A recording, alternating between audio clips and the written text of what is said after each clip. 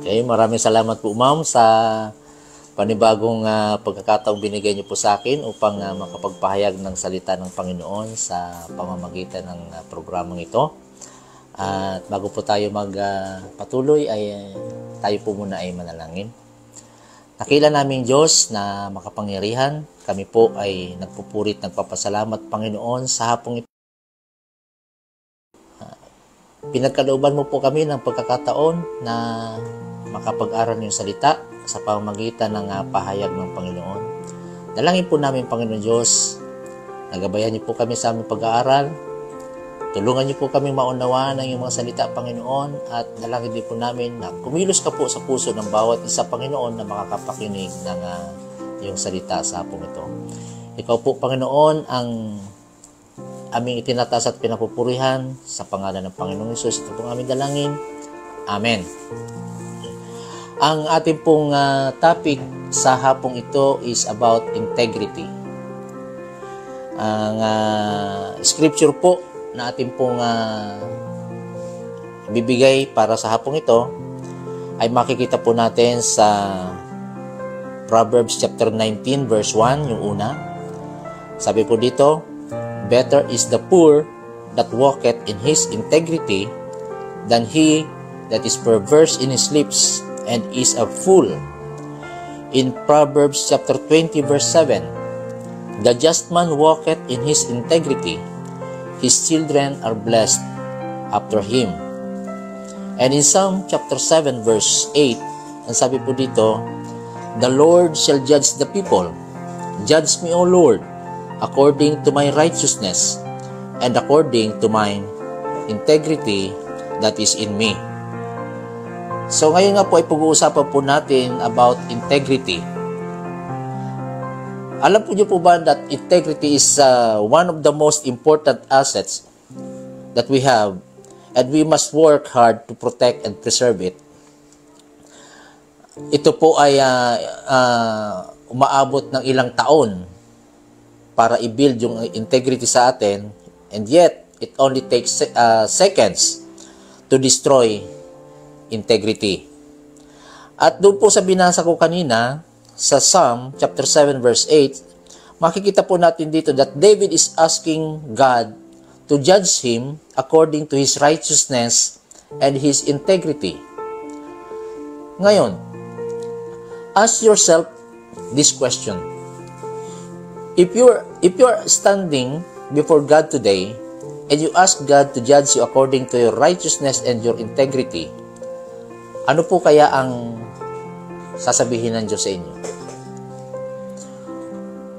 Matutuwa po kaya ang Diyos sa inyo? Matutuwa po kaya kayo sa sarili nyo? O mapapahiya sa Panginoon? Ano po kaya ang sasabihin ng Panginoon? Matutuwa kaya siya kung sasabihin na, "Panginoon, judge me according to my righteousness and my integrity"? Matutuwa kaya ang Diyos? Or maiinis siya sa atin? At sa part naman natin, matutuwa kaya tayo sa sasabihin ng Panginoon or mapapahiya tayo? Ano po ba yung definition ng integrity? Tingnan po natin yung ilang definition of integrity. Una, it is the quality of being honest and having strong moral principles and moral uprightness. Integrity is the practice of being honest and showing a consistent and uncompromising adherence to strong moral and ethical principles and values. In ethics, integrity is regarded as the honesty and truthfulness or accuracy of one's actions. To have integrity is to be consistently and predictably honest in your dealings and relationships. And it is a noble thing to be known as a person of integrity. It means being willing to do what is right even if it costs you. A person with integrity behaves ethically and doing what is right even behind closed doors, even if no one sees your actions. Yun po yung integrity. Kahit mag-isa ka lang, kahit walang nakakita sa iyo, ginagawa mo pa rin yung tama. Integrity commits itself to character over personal gains. Hindi baling hindi ako kumita, hindi baling masakripisyo yung mga material na bagay. Basta yung commitment sa Diyos at sa tao ay hindi masira. To people over things, mas mahalaga yung tao, yung relationship kaysa sa anumang bagay sa mundo. To service over power, mas mahalaga yung makapaglingkod kaysa sa anumang posisyon. And to principle over convenience. Di po ba? Yun nga lang pong simpleng pagsunod sa oras, yung pagsunod po sa simpleng batas trapiko o pagtawid sa tamang tawiran. Ano ang mas importante sa atin? Yung convenience or yung integrity natin? Mas mahalaga yung di baling makuha mo ng matagal yung isang bagay kaysa sa mabilisan. Di po ba? Sabi dito, a person with integrity behaves ethically and doing what is right, and it commits itself to character over the long view, over the immediate. Yung po bang gagawin natin ng maayos yung trabaho, hindi yung basta matapos lang kahit hindi maayos. Yung hindi baling hindi kayo maman kaagad, basta maayos yung trabaho, basta maayos yung pinanggagalingan ng kita. Kesa naman doon sa mabilis na pagyaman, pero nanggaling naman sa maruming paraan. Yun po yung integrity. Mas mahalaga yung paggawa ng tama. Ngayon, tingnan po natin ngayon, why is your integrity important? Bakit po ba mahalaga sa buhay ng isang tao yung integrity? Una, it defines to others who you are. When someone thinks of you, inevitably, they will think about whether or not you have integrity. Maiisip na lang kagad nila kung ikaw ba ay taong merong integridad o wala. People want to know if you are for real. And when your words and actions match, people know they can trust you. Di po ba pagka yung mga sinasabi natin ay tumutugba doon sa mga ginagawa natin, nakikita ng mga tao, itong taong ito mapagkakatiwalaan ito. Pero, kung yung mga sinasabi natin ay salungat sa mga ginagawa natin, ibig sabihin ay mahirap tayong mapagkatiwalaan. Di po ba mayroon tayong kasabihan na walk the talk? Diba? Sasabihin sa'yo, salita ka ng salita, magaling ka lang magsalita pero hindi mo naman ginagawa. So what you say should always be what you do because that reflects who you really are. Yun po yung unang kahalagahan ng integrity. It defines to others who you are. Pangalawa, it determines how you will react in certain situations. When you are faced with circumstances where you have choice to either do right or do wrong, your integrity or lack of it will determine what you do. Kanina sa aming swim, ay napag-usapan nga po doon kung yung ilang sitwasyon sa buhay ng mga kasama natin na lalagay sila sa isang sitwasyon na nako-compromise yung integrity. Halimbawa, merong isang halimbawa po doon. Yung sasakyan niya ay nasagi ng ibang sasakyan. So, kung minsan yung integrity natin ay nako-compromise, anong nagiging reaction natin doon sa mga pangyayaring ganun? Normally, pag hindi natin napapangalagaan yung integrity natin, normally ay nagre-react tayo ng negative. Diba? Nagagalit tayo, merong nagwawala, merong nananakit ng tao dahil nasagi yung sasakyan niya, nagasgasan yung sasakyan niya, maliit na bagay lang. O kaya kahit malaking bagay. Di po ba? So, our integrity determines how you will react in certain situations. Pag may integrity po tayo, kahit anong klase ng sitwasyon or circumstance ang kinalalagyan po natin, kahit gaano kalaking problema ang dumating sa iyo, kahit gaano katindi ang tukso na nasa harapan mo, your integrity will always tell you to do right. Yun po yung kahalagahan ng integrity. Ito yung nag-guide sa atin para gawin palagi yung tama. Pangatlo, it demonstrates your spiritual condition. Malalaman po dito kung anong klase ng espiritu yung meron tayo, kung gaano tayo kalapit sa Panginoon. Sabi nga ng 2 Corinthians chapter 5 verse 17, sabi doon, therefore if any man be in Christ, he is a new creature. All things are passed away, behold, all things are become new. Kung noong panahon, nung unang araw ay wala tayong integrity, dapat nung nakilala natin ang Panginoong Jesucristo sa buhay natin, dapat nung nakilala natin ang Panginoon sa buhay natin, dapat meron ng pagbabago. Natututunan na natin ngayon yung magkaroon ng integrity sa buhay natin.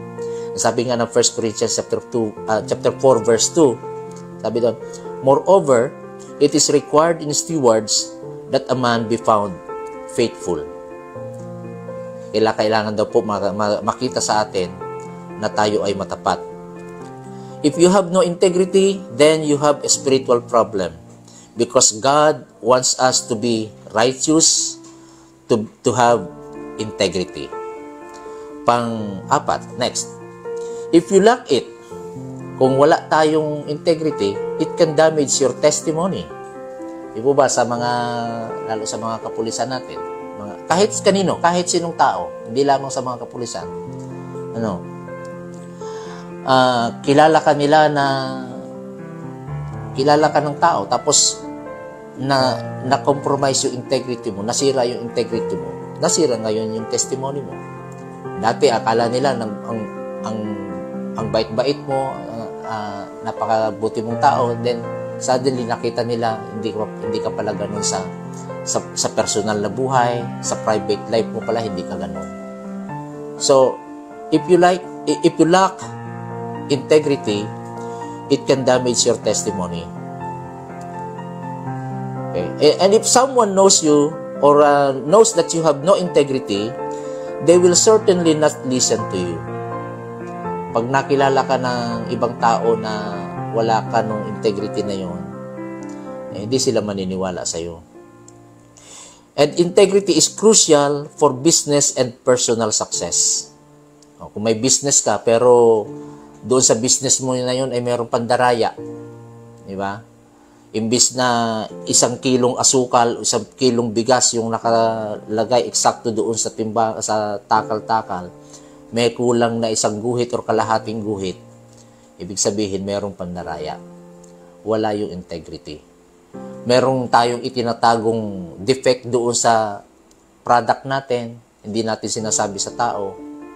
Diba? Nagbenta ka ng kotse, yung palang kotse na yun ay maraming defect, pero hindi natin sinasabi natin maayos, maganda, mabenta lang ng magandang presyo. So, ganun yung mga taong walang integrity. Hindi nila mayroong mga tinatago sa kanilang sarili. So, next, bakit mahalaga ang integrity sa buhay natin? Because it pleases God. Natutuwa po ang Diyos na tayo ay namumuhay sa integridad. In 1 Chronicles chapter 29 verse 17, sabi dito, I know also, my God, that thou triest the heart, and had pleasure in uprightness. Natutuwa daw po ang Diyos, masaya ang Diyos doon sa taong matuwid at namumuhay ng tapat. Merong integridad. Okay? So, yun po yung kahalagahan ng integrity sa buhay ng isang tao. Ngayon, punta po tayo doon sa ano po ba what will integrity do for me? Ano po ba yung magagawa ng integrity sa buhay ko? Sa buhay sa aking buhay? Number 1, it will bless me. It will bless me. In Proverbs chapter 20 verse 7, the just man walketh in his integrity, his children are blessed after him. So nakita po natin, ang isang tao na merong or lumalakad sa kanyang integridad, sabi ng Panginoon dito, maging yung kanyang mga anak ay pagpapalain ng Panginoon. His children are blessed after him. Okay? Hindi lamang ikaw ang pagpapalain, ikaw na taong may integrity, kundi pati ang iyong mga anak. Sabi po ng Panginoon yon. And also, ano ba ang magagawa ng integrity sa buhay ko? It judges me. Okay? It judges me. Hatulan ako ng aking integrity. In Job chapter 31 verse 6, let me be weighed in an even balance, that God may know mine integrity. God will judge us according to our righteousness and integrity. Sabi nga po yan ng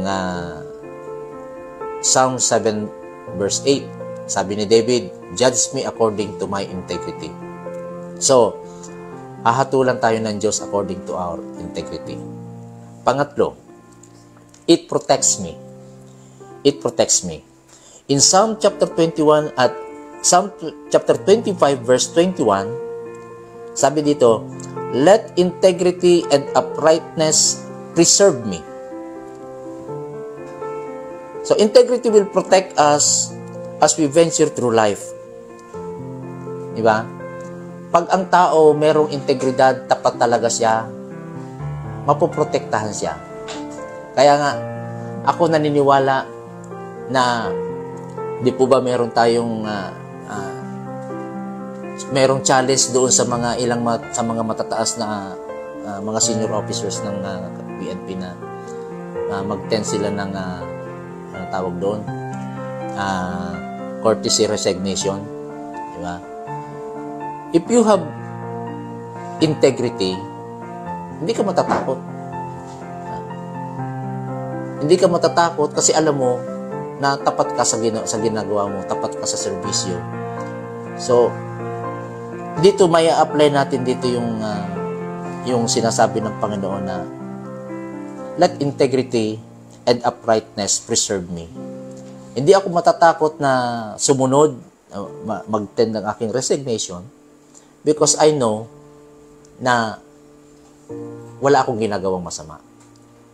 So, yun po ang kahalagahan ng integrity sa buhay natin at magagawa ng integrity sa buhay natin. Kung si Daniel, sa Daniel chapter 6 verse 4, sabi doon, then the presidents and princes sought to find occasion against Daniel concerning the kingdom, but they could find none occasion nor fault, for as much as he was faithful, neither was there any error or fault found in him. Si Daniel, kinainggitan siya ng mga kasamahan niya, mga matataas na opisyal sa kaharian, kinainggitan siya. Gusto siyang siraan sa hari, gusto siyang wasakin, gusto siyang pabagsakin. Naghanap sila ng maipupukol, naghanap sila ng butas, kung ano ang pwede nilang gawin para maibagsak nila si Daniel. Pero sabi dito, they could find none occasion nor fault, for as much as he was faithful, sabi dito, neither was there any error or fault found in him. Wala silang makita eh. Okay? So, yun po ang kahalagahan ng integrity. His integrity protected him. Bagamat merong pangyayari sa bandang huli noon na si Daniel ay ginawan pa rin ng paraan na hanggang sa maihulog siya doon sa kulungan ng mga leon. Pero anong nangyari? Hindi siya kinain ng leon, iningatan siya ng Diyos, at yung mga taong gusto siyang pabagsakin, gusto siyang sirain, sa bandang huli, sila yung napahamak. So, integrity will protect us. Also, ano po ang pwedeng magawa sa atin ng integrity? It guides me. It guides me.